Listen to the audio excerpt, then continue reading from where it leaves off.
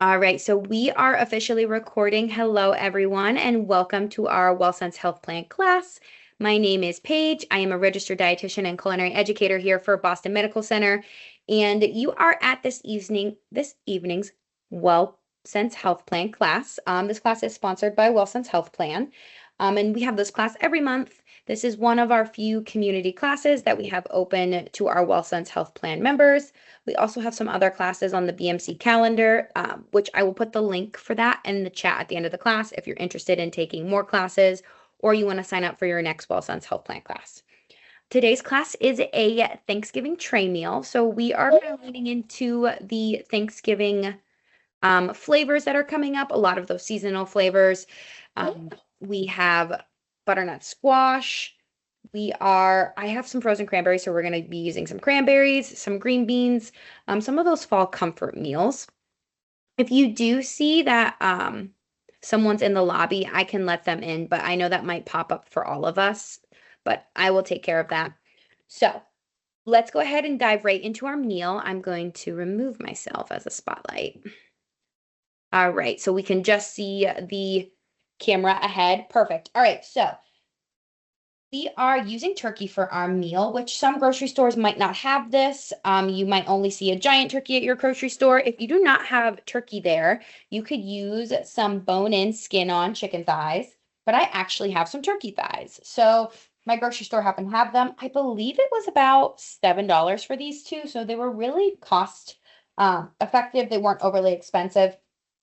That bone-in and skin-on is going to kind of allow it to baste itself, meaning when it cooks and that fat drips off the skin, it'll help collect that flavor and keep that skin from drying out. So that is really helpful when you're roasting something like this. It's going to help keep it from drying out. Again, if you can't find turkey thighs at your store, that's totally fine. You can use chicken thighs. If you're not a poultry person, you could even go in with you could make whatever beef of choice that you like. I don't know if it would work necessarily for this tray meal based off of cooking times, but you could sub this protein for whatever you want. Even if you're a vegetarian and you want to do some beans and lentils with this kind of seasoning, you can. So really easy to mix and match. Your cooking time might vary. But because I want to get this turkey in sooner rather than later, we're actually going to skip a step and go right to the turkey. We are going to pause the butternut squash and we'll be back with that. But we have here, I have some gloves there. We have here some garlic. I'm going to go ahead and mince some fresh garlic. If you do not have fresh garlic, you could use powdered garlic. You don't like garlic, go ahead and skip that. But we're going to kind of make a flavored butter, and we are going to mix our garlic and our seasonings together to kind of coat the turkey. So I'm going to go in here, check the lobby really quick. Perfect. All right. I'm going to do just a rough mince.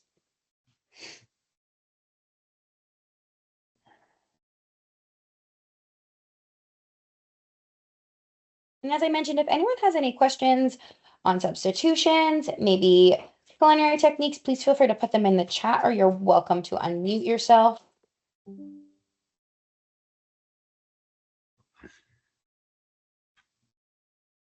All right, again, just going in for a rough chop here.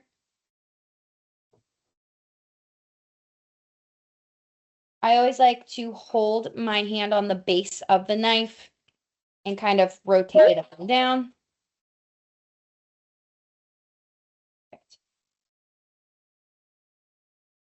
All right.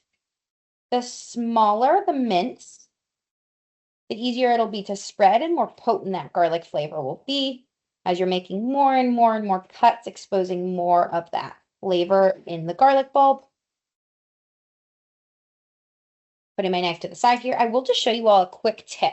So when it comes to working with a cutting board that might be slipping and sliding all over your countertop, that is a safety hazard, right? So when we're working with a sharp knife, we don't want this to be sliding everywhere. Some cutting boards have those built-in grippers. Those are great. If they do not, how do we keep this from sliding? Well, this is my hack for those cutting boards that do not have those built-in grippers. What I do is I wash my hands before I start cooking to practice good hygiene. I have a wet paper towel. It is not soaping wet. It is just damp. What I do is I unfold it, lay it down, kind of push it down there, put your cutting board on, and it creates a like non-slip surface. It kind of creates this traction between the cutting board and the table, so that way it doesn't slide. So that's my quick tip for anyone out there that's got a cutting board that seems to be sliding all over the place. I have some butter here that I left out at room temperature, so it is really nice and easy to spread. You could, if you have butter in the fridge and you need to melt it rather quickly, you could do that and then maybe pop it back in the fridge so it solidifies up. So it's not hot. We don't want it to be hot butter. All right, checking the chat here. Somebody asked, can I substitute the squash for sweet potatoes? Absolutely. You absolutely can do that. You can also substitute it for white potatoes, another squash of choice that you like, whether it's acorn, there's honey nut squash, whatever sounds more up your taste preferences, you absolutely can do. I like butternut squash for this recipe, just as a really nice side. I think it complements this dish well. I will say squashes and even sweet potatoes in general require a long cook time. So that's just something to be mindful of if you are cooking this meal. So I'm going to approach this as I put something on the pan, going to let it cook a little bit, prepare the next part, bring the tray out of the oven, add the next part. So that way it really can cook in phases because some of these things require more cooking than others. So I actually have a separate tray of squash roasting because we're slowing down and walking through these elements together. I didn't want to waste any time there. All right, I'm going to use the good old hand measurement for my rosemary. Recipe called for fresh rosemary. I like to use dried because I have it. And I have some ground sage here, dried sage. These are a lot easier for me to work with when I'm making a paste, so that way I can rub it all over the poultry. It just is going to coat a little bit better.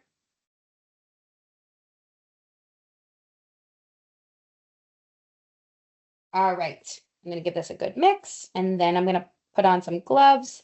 I like to use gloves when I am working with raw meat or poultry, especially if I'm going to be rubbing it onto the poultry. It just helps me not have to get, just helps me practice better food safety. I have longer nails. I have polish on my nails right now, so I'm just keeping anything from maybe collecting under there.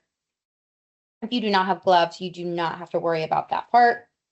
You can use your hands. You could even use a grill brush if you have one of those. But as I said, we have 2 turkey thighs here. We're going to go ahead and put them on the tray.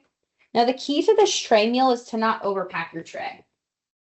If when you're adding your other elements, it starts to get really clustered, we want to dial back and maybe opt to a second tray, because if you overpack your tray, these things are not going to cook adequately. They're not going to get nice and crispy. They'll actually steam themselves. If they don't have enough room for that moisture from in each food product to escape, it'll steam itself, which is not a bad thing, but we want that nice crispy color and flavor. All right, kind of just rubbing it all over. It's getting a little sticky there. I have some tinfoil down, but a layer of parchment on top. Tinfoil because it tends to create lots of juices to make it a little bit easier for my cleanup. I am sure the juice will run onto the pan, but just trying to save myself with the cleanup a bit. All right, this is looking good. Okay, I'm gonna take my gloves off, put this to the side. I am gonna do a quick sprinkle of salt and pepper.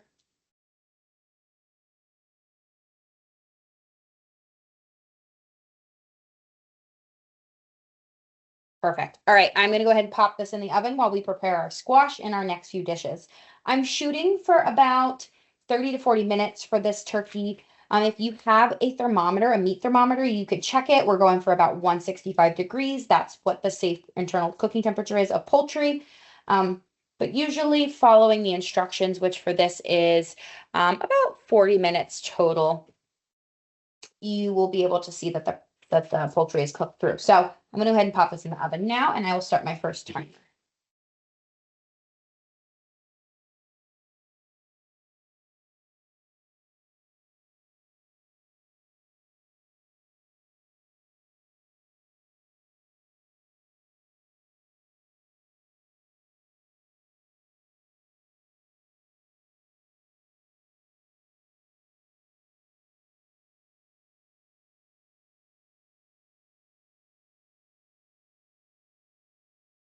All right, as I mentioned, I like to practice good kitchen hygiene and food safety. So as I was wearing the gloves to kind of protect myself from that buttery coating, I didn't necessarily touch the poultry, but because it was super easy to maybe touch something that touched the poultry, it's always best to wash your hands after you're working with raw meat or poultry to help minimize potential cross-contamination.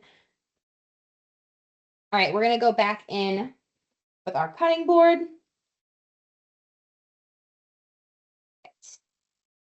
Side here. I'm going to check the chat real quick. It looks like we have some questions coming in.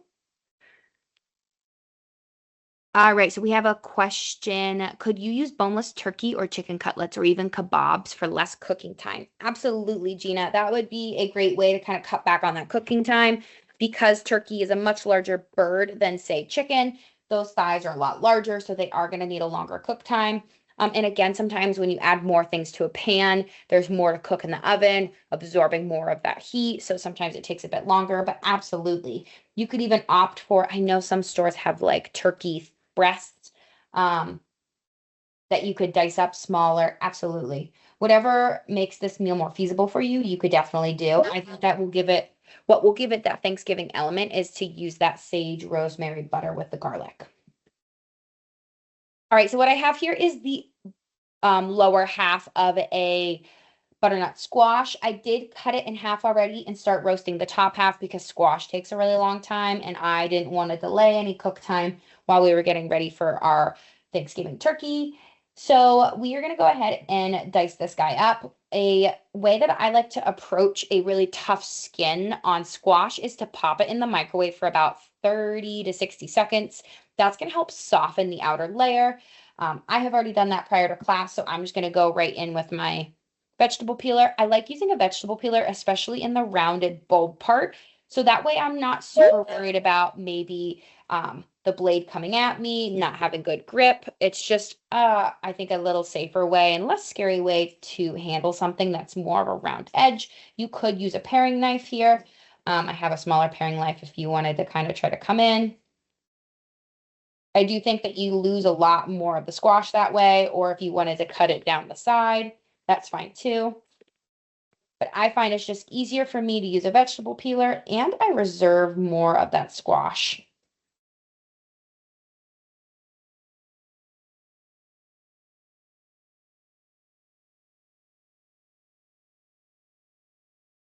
I know some folks as well like to kind of just keep the skin on as they roast it and almost scoop out the cooked squash from the flesh at the end. I personally have found that I would rather just do it prior before the squash is super hot and have to scoop it out. So that way, when it's all done, I can eat it as is and enjoy it warm, but that's just my preference.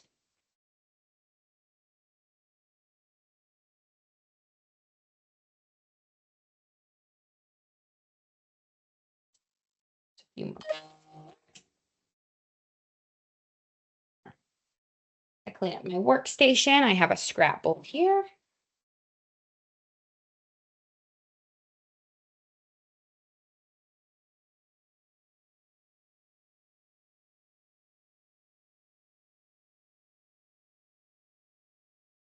All right, so again, because this is the lower half of the bulb, I'm going to cut it in half, and we're actually going to see the inside of the squash here. We are going to go ahead and just kind of peel it out. Get your scrap bowl handy. And for those of you who have come to a lot of my classes, you know I'm a big fan of finding ways to recycle our food. So what we see here is a bowl of vegetable scraps, but what I see is a bowl of scraps that I could use to make a vegetable stock. Right now it's just squash parts. I would add this to a freezer safe bag, pop it in my freezer, and continuously fill it as I get more vegetable scraps. That way, when I have a full bag, I can add it to a big stock pot of water and make some veggie stock.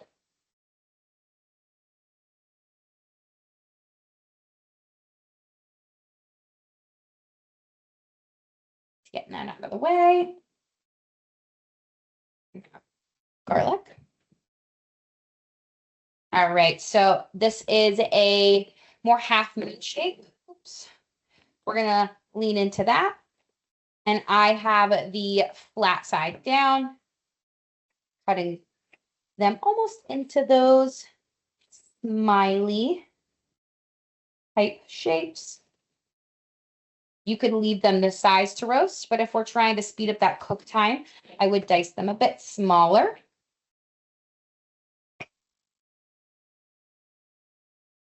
This is a pretty firm vegetable, so like for myself right now, I'm kind of using the leverage of my hand to push that down, just because it's a little extra firm. Got some seeds on me here. All right, I'm just gonna take a second to check the chat, make sure we're all good. All right, looks like we're good.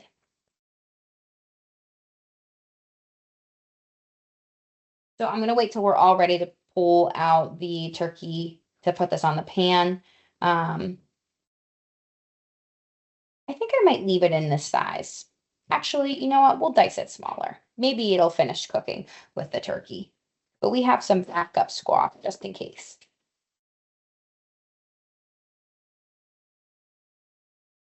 These are kind of a rough chop because it's the bottom half of the squash. The shape sometimes is a little more tricky.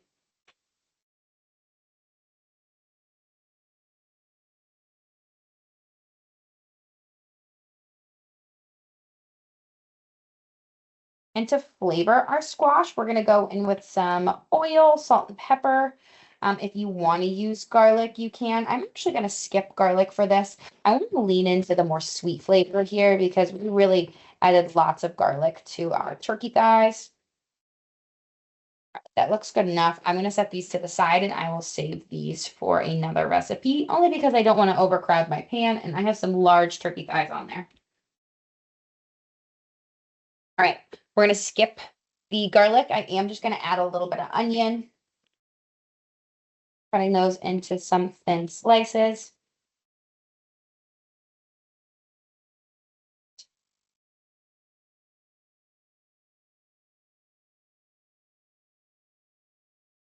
I'm actually going to throw our onion in with our green bean.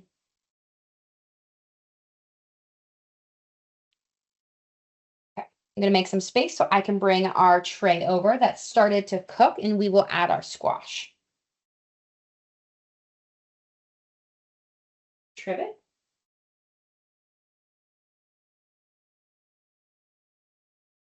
Oh, wow, this smells amazing. The butter is starting to melt. I'm going to put this on the other side here, working as quickly and as safely as I can. Have a little bit of oil here. I have avocado oil. You could use extra virgin olive oil, olive oil. I would refrain from using extra virgin olive oil only because we're cooking this at a higher temperature, and that's going to tend to smoke once it reaches over those 400 degrees temperatures, which I think I have my oven at about 405 right now. Good mix. And trying to make sure they're not overly crowded again, so that way when they cook, that steam can escape because these are really water dense vegetables. All right, this is looking great. Put this back in the oven. We're going to wait for the last probably 10-15 minutes or so of cooking before we add our green beans.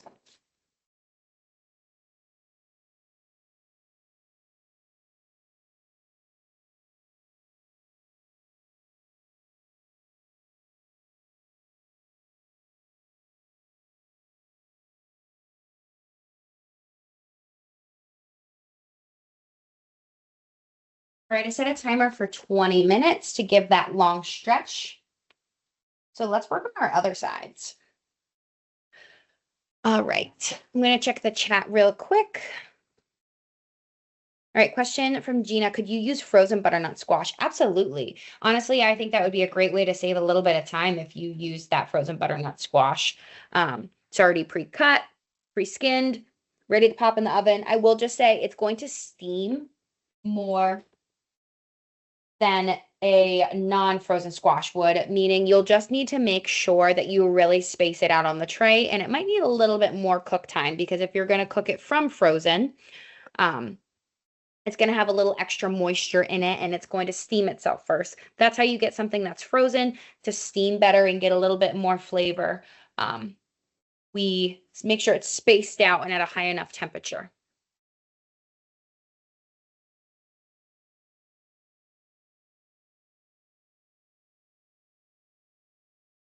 All righty. Let's do our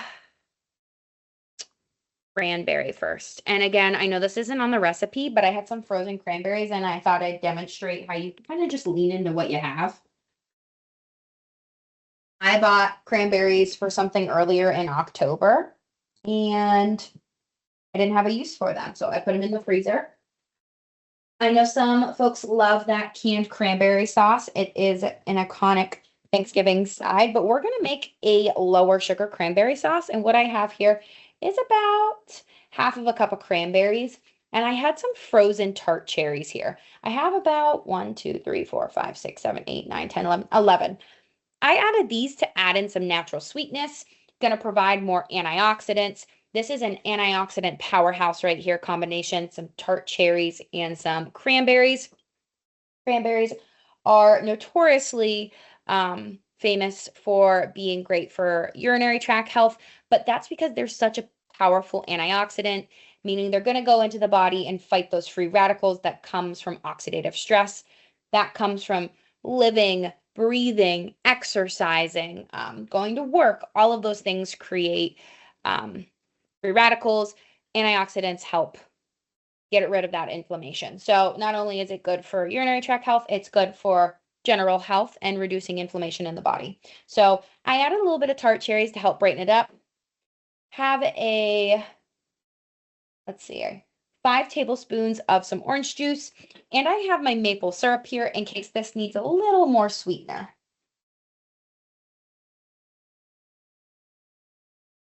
All right, I'm gonna let my plug-in pan heat up a bit.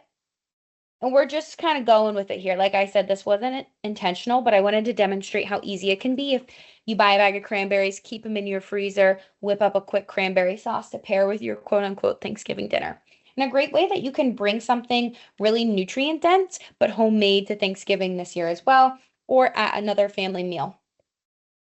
After we make this, we're going to make a quick stovetop stuffing. I know that stovetop stuffing is one way to make it. Some folks put it in their turkey, some folks make it into stuffing balls. But I just wanted to demonstrate how we can make this more carbohydrate rich side fit. We are getting lots of vitamins and minerals from this quote unquote Thanksgiving meal. We are getting really great vitamins and minerals and fiber from this non-starchy vegetable. We're getting lots of vitamins and minerals from that butternut squash, in particular vitamin A. Oftentimes when you see fruits or vegetables that are this bright orange color, you can contribute that to that vitamin A, that beta carotene. Really great for eye health, immunity, all the things. And again, great source of antioxidants, lots of healthy things going on here, lots of nutrients. All right, put my frozen cranberries and frozen tart cherries in.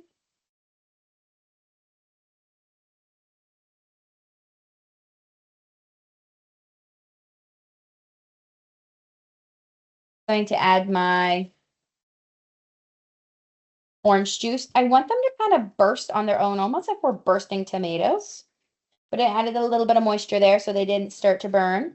I'm going to wait till they start to soften a bit before I add the rest of my orange juice.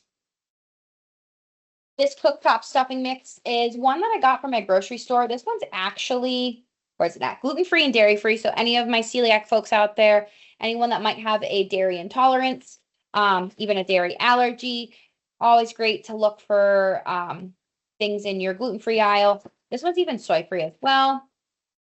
This was honestly just one that I saw in an end cap. So if you get the normal stovetop stuffing, that's fine as well. But this is a really inexpensive, nutrient dense Thanksgiving meal. And one of my most favorite things at Thanksgiving is stuffing. So this is going to be our carb choice of our balanced meal. We're getting fruits and vegetables between our cranberry sauce and our green beans. We're getting a elite source of protein.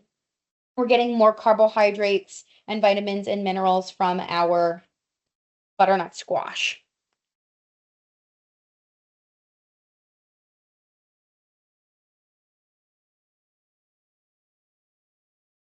All right, we see steam coming out there. That's good.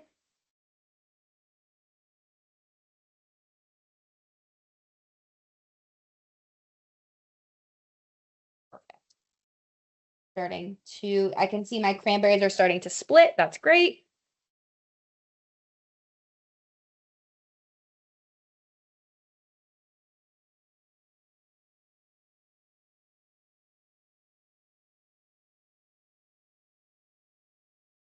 Does anyone want to share in the chat or come off mute what their favorite side or tradition when it comes to holiday meals for November? Do they have a food they look forward to or something they love making for any November holiday?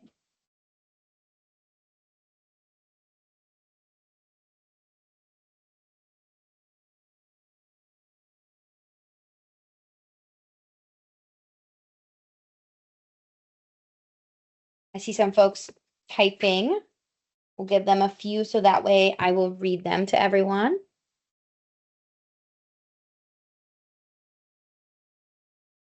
All right, so we have Lisa says broccoli casserole is a family favorite. That sounds so delicious, Lisa. I think that would be a fun take instead of a green bean casserole. So I love that. Chandra says, love some green bean casserole. I love green bean casserole as well, but I think the broccoli casserole is kind of a fun way to switch it up.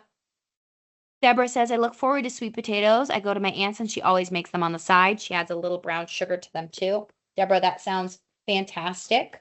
Um, my sister makes like a sweet potato casserole with marshmallows on top that I think is amazing, but I've made sweet potato casserole with like a almost like fruit crisp crumble topping, like oat crumble topping, which I love just as much. Gina says, I love fresh cranberry sauce, but also never use maple syrup and OJ. So thanks for the tip. Absolutely, Gina. Um, Alejandra, and I'm so sorry if I pronounced your name wrong, says she loves salsa gravy. That sounds really good. You'll have to tell me how you make that or how it's made. Lisa says, I love fresh cranberry sauce, and mom makes a cranberry relish too. Yes, I've had both.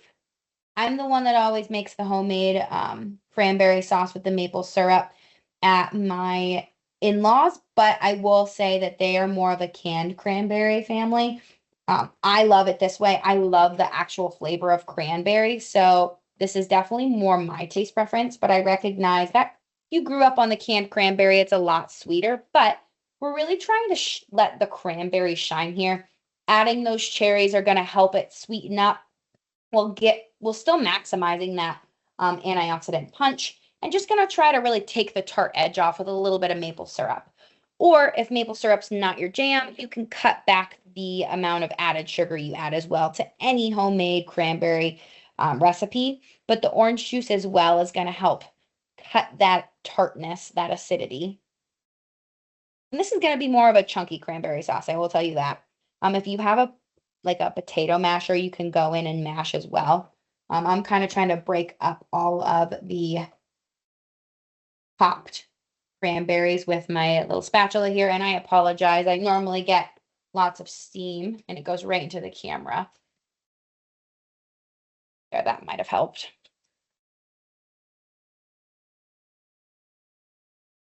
Yes, and Lisa says, I've added orange zest to cranberry sauce too, in addition to OJ. I have also done that. I think I have a couple little cuties in the fridge I could definitely zest up to add.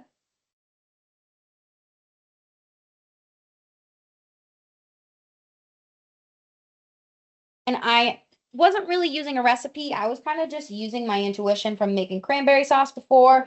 So that's definitely something you can do to show you how easy it is to whip up something kind of based on your knowledge and based on what you have. Going in for just a drizzle there. Cooking is a really beautiful thing where you can make adaptations based off what you have, what you love. I will say baking is a little bit more finicky. Baking is more of a science. There's lots of chemical reactions going on there. So sometimes baking requires a little bit more attention to detail.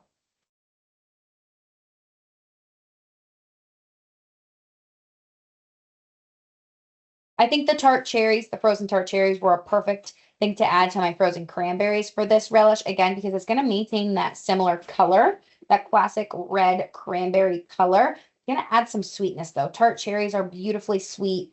And actually, fun fact, tart cherry juice, which you can find in most of your juice aisles, supports our body's natural melatonin production, which is a sleep hormone that's made when our body recognizes that the sun's gone down. Sometimes our melatonin production gets a little off whack if our sleep cycles are disrupted, but tart cherry juice can help support that natural production. So sometimes if you're trying to maybe work on your sleep routine, I like to add a little bit of tart cherry juice into my nighttime routine. Maybe 2 to 4 ounces. I'm not quite sure if there's a particular amount that's associated with best results, but I like to add it to a little bit of seltzer water and some lime juice as more of my evening wind down beverage to help support that natural melatonin production in our bodies. All right, so this is looking really great. I know it's super steamy. It has cooked down into a nice thick sauce. This is what I like. I do see some cranberries that are still whole, but that's okay. This looks great. If you wanted to kind of make it a little more loose, you could add more water. You could add some OJ, but this looks really great. I'm actually going to set this on my stovetop. And we're going to go in and start with our seasoned poultry. All right, how are we doing for time? What are we at? 6:35. All right, so we're looking pretty good on time. I have about 7 minutes left on that 20-minute timer before I'm going to add my green beans. So what I have here is I'm just following the package directions. It wants a 1 1/4 cup of water and about 4 tablespoons of butter or a butter substitute. I do sometimes like to work with the plant-based butters as a way to kind of reduce my saturated fat intake. Here are my breadcrumbs. It also wants me to stir in my seasoning packet. Again, this is just a fun way to kind of honor my taste preferences, which is I love a delicious Thanksgiving stuffing. So this is definitely not something you would need to include, or you could include, or you could switch your vegetables. If you love the sweet potato casserole, I like to find ways that we can consume what we love in moderation, but also find nutrient-dense ways to really balance out the meal. And I feel really good about that cranberry sauce. I'm going to take a taste test when it's not so hot and figure out if it needs a little bit more maple syrup. So we're going to let this become to a rapid boil. Let's just kind of take a peek at this green bean situation. I do not think I'm going to be able to fit all of them on that pan. I didn't choose my largest pan, but I'm going to split up my onion.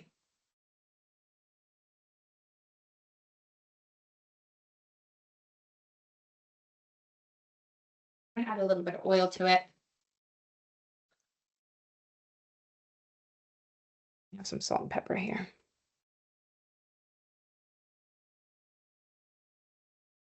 If we are being mindful of our sodium intake, which we all should be, 2,000 milligrams a day is the recommended daily amount.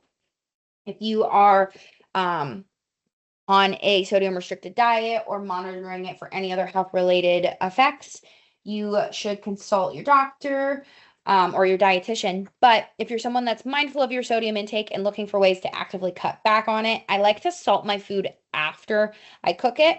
In this case, I'm not super worried about my sodium because I haven't had a lot throughout the day and I'm just seasoning my green beans now. But a really great way to kind of cut back is to just salt it right before you eat it. So those salt molecules are really readily available for our tongue to taste versus kind of immersed in the food and cooked in it. Also, another way is to really brighten up your food using acids. You could use acids like lemon juice at the very end, finish it with a squeeze of lemon. That'll help brighten up the food without really having to rely on the sodium. So those are just some ways we could cut back the salt of this meal. Or we could find herbs and spices that are not sodium based.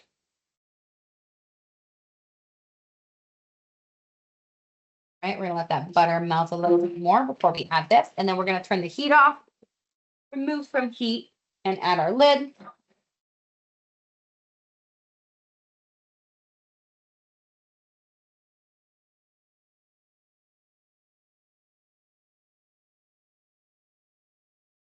Okay, this is looking great.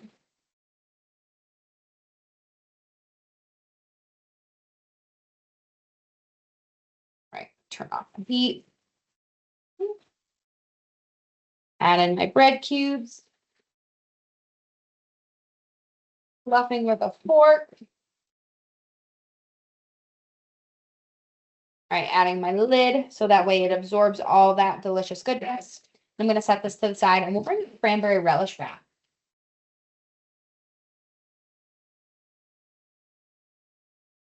All right, we're going to do a quick taste test of this and see if it needs any more maple syrup. I like mine on the tart side because I love cranberry flavor, but it might need a little bit more maple. All right, I'm going to move this out of the way. Before we dive into that, let's take a peek at our sheet pan meal. I'm going to bring the trivet back and we're probably going to go ahead and add our green beans.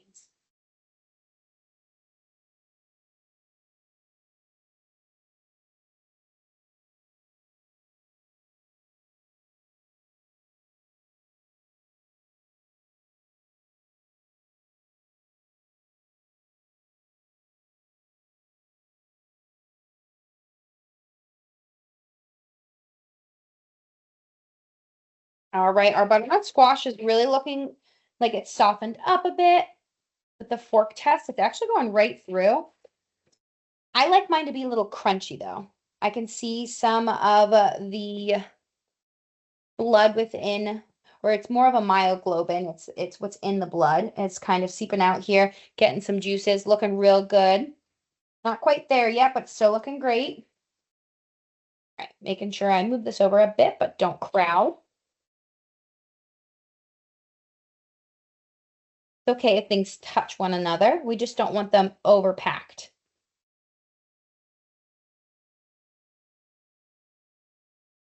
And again, I would just grab another tray to throw these on, but because we're just being mindful of the time, I'm just going to do this many. I'm actually going to kind of shift these around. Really getting that full tray effect.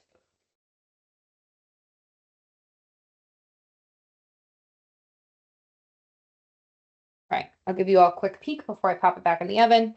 That 20 minutes is almost up. I'm going to add it in for another 10.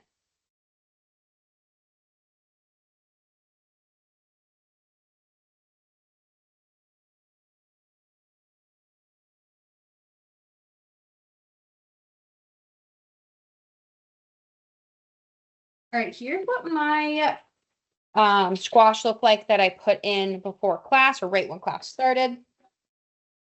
It's getting a little crispy crunchy. So if you're going for more of a crispy crunchy texture, that shows you it does need to go in for a bit longer.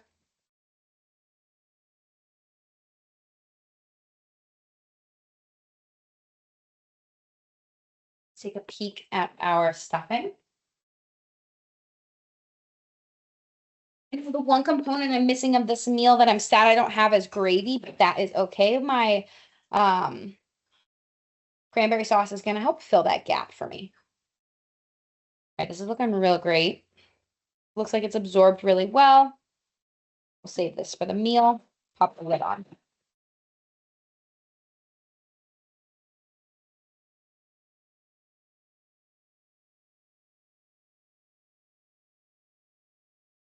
You can see this has a really nice texture. Let's do a quick taste test. Grab a spoon. Let's see if it needs some maple.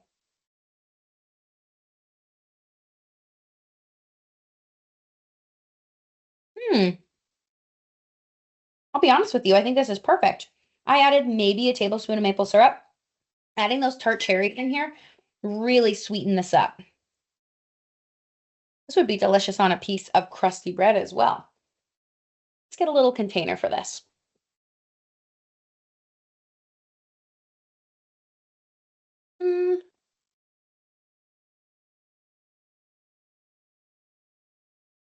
Just a little glass container here. And again, if you like yours a little bit more on the thinner consistency side, I would just add some water, some more orange juice. I like mine to be almost like a jelly.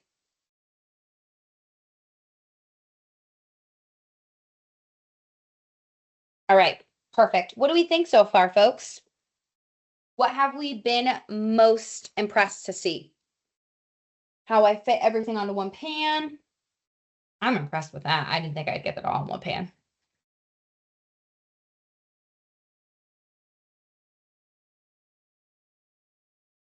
I see some folks typing. I'll give them a moment.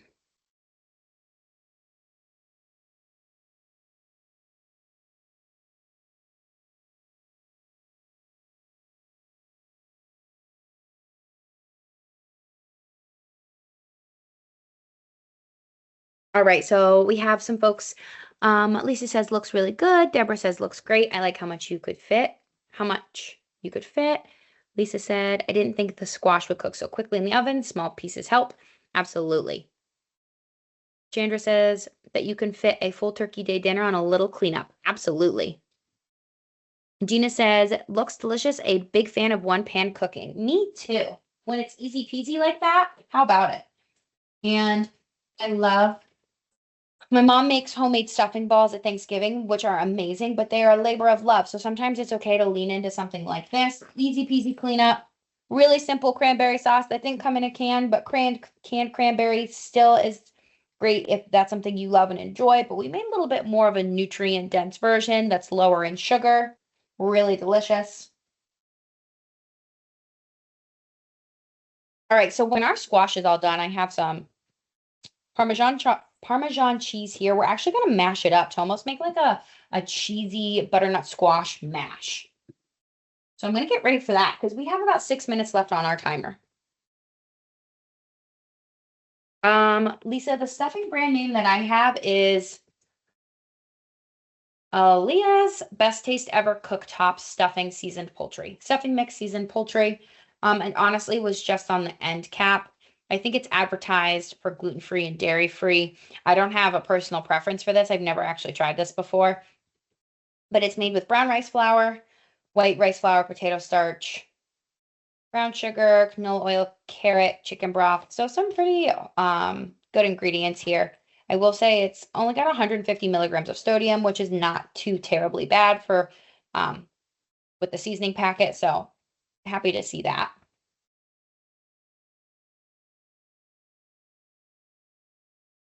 All right, so I'm going to grab a bowl for our mashed butternut squash.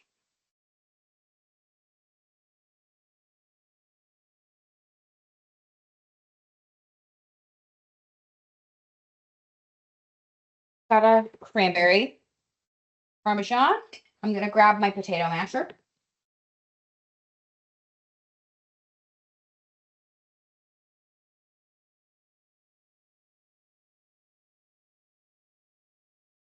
This is a hand potato masher that I have. If you don't have one, a fork works just great. I like to use this for mashing potatoes or if I have to break up any meat or anything because I don't have one of those meat separators.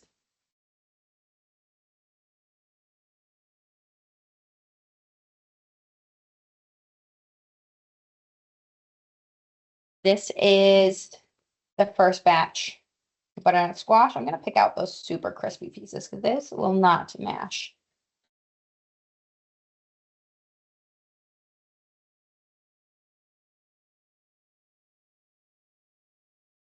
They're pretty small butternut squash that I diced up.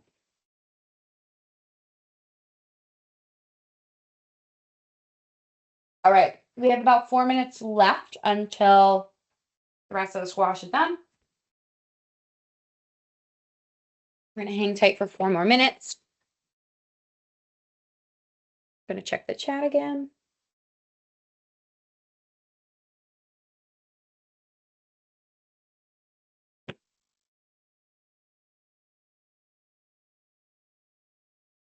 All right. Anybody have any questions while we wait? I know we chatted about a lot of things. There was a lot going on.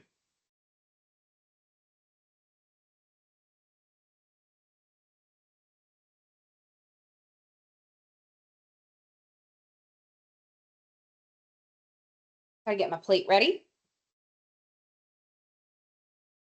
Here. Do another quick. This is our stuffing so far.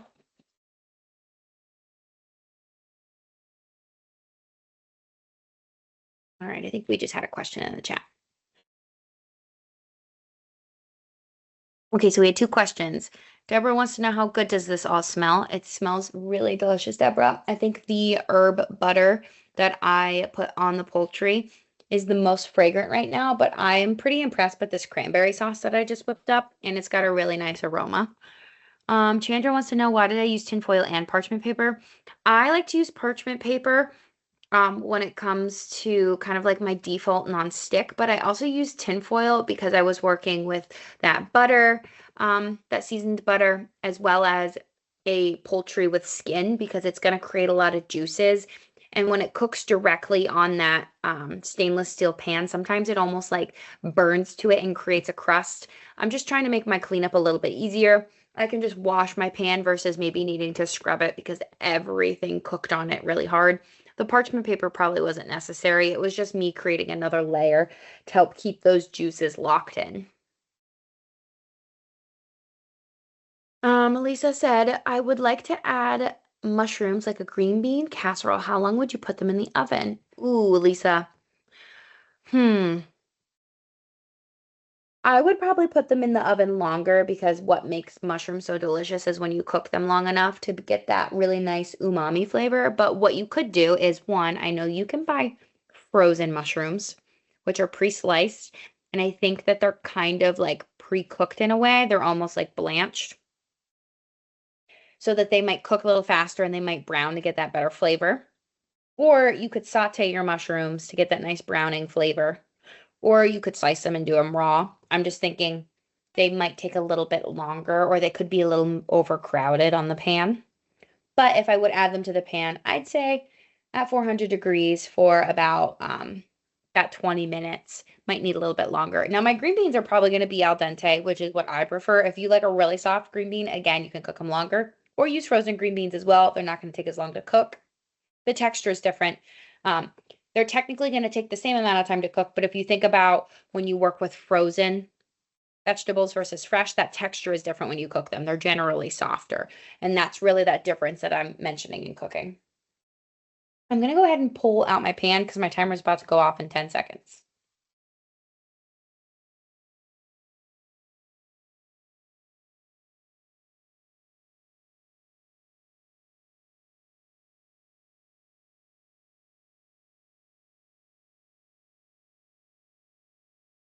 All right, this is looking real good. There. I want to scoop up my butternut squash. That is the tricky part about these one pan meals, is that they do all take different amount of time to cook, but that's not for me as big of a concern if I can minimize the cleanup. I do not mind kind of waiting out by the oven to add things on in layers if I can save myself lots of dishes. Some folks might feel differently, but I do think that's a benefit of a meal like this. Spread these all out. This smells so good. I'm actually going to grab my thermometer and just test these green beans. Or I'm sorry, not these green beans, these turkey thighs. Falling off my thing. Let's go ahead. They've been roasting for about 40 minutes now.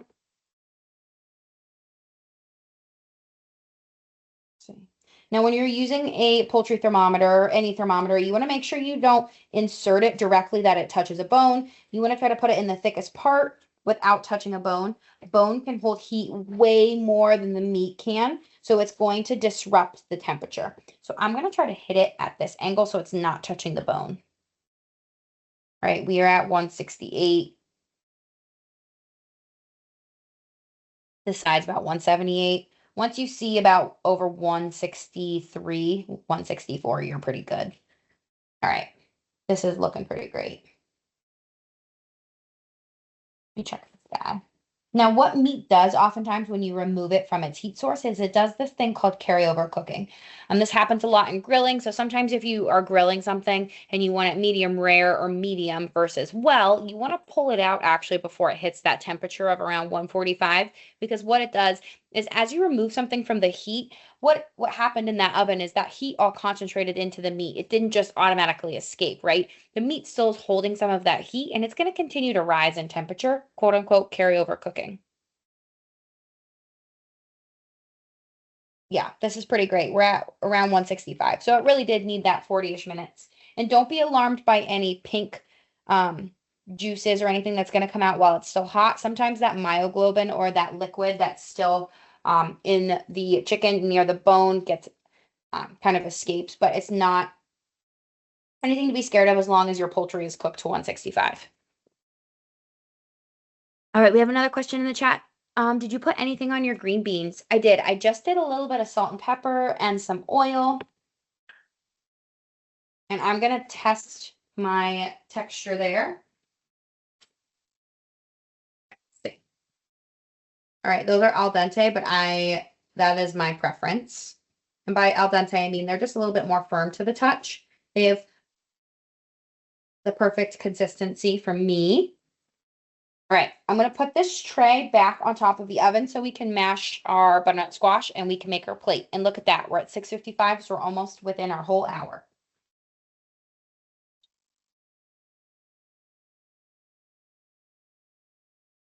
Let's go in with our Parmesan cheese and mash. I believe I got this potato masher from Target. It was probably $5 or $10. If you love mashed potatoes, but you don't like using hand mixers, or you just find that this tool could be used for more than just mashing potatoes, I think they're a great tool to have on hand, very inexpensive. They make more of a chunky mashed potato, which you see here. It's not super fine, but it is doing the trick real well. All right. Mash looks great. Pretty content with that. Great, everyone. This is going to be the most exciting part. We're going to make our plate.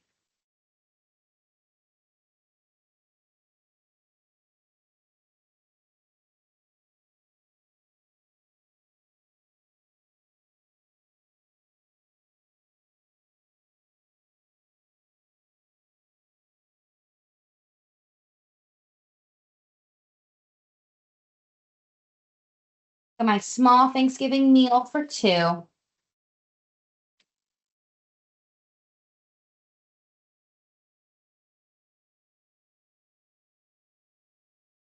Oh, we have something in the chat here. Lisa says, I have one of those mashers and use it when I make applesauce chunky. I love it. That's a great idea, Lisa. I never thought about making applesauce with it. Thanks for sharing. See, there's more ways to use tools than I realize. All right, this is a perfect mash consistency. Just a moment for the mash here. Looks great. Add some green beans. I am so excited, everyone. I hope that you are all inspired to maybe take on a less daunting version of a Thanksgiving meal. Grab a turkey breast or turkey thigh for myself. I'm going to put this back on the oven just so it doesn't fall. If you're looking for your skin to get really extra crispy, I would recommend broiling it at the end. I didn't want to because I had other things on the tray, but that's something you could do to get more of that consistency. I'm going to use my butternut squash spoon for my stuffing.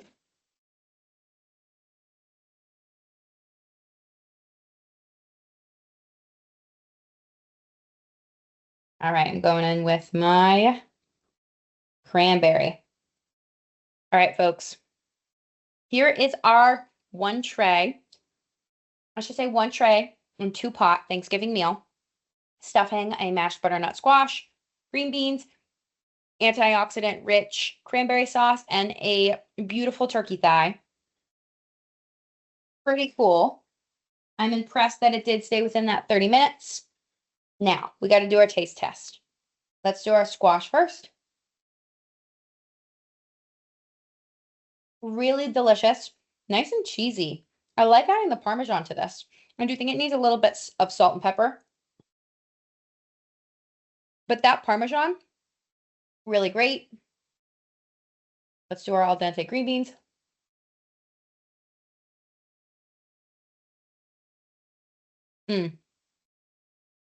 That perfect crunch that I like. I love the onions with it as well. Really nice flavor. All right, going in for our stovetop stuffing.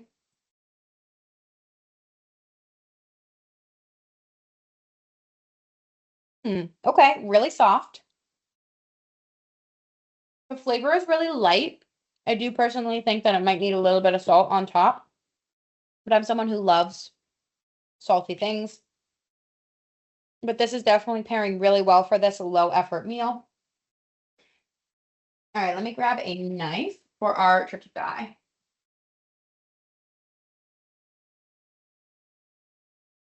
All right, going in for our thigh here.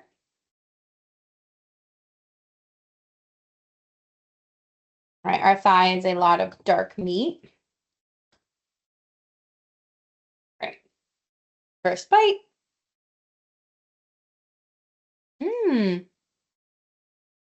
Really delicious. All right, because of the skin still on, I can taste the herbs really nicely. Really great. Again, if you can't find the turkey thigh, chicken thigh would be a great substitution. You could even pull back the skin here if you want to really get rid of any extra saturated fat sources. Super easy peasy. Oh, we forgot our cranberry sauce, which I did a taste test already, but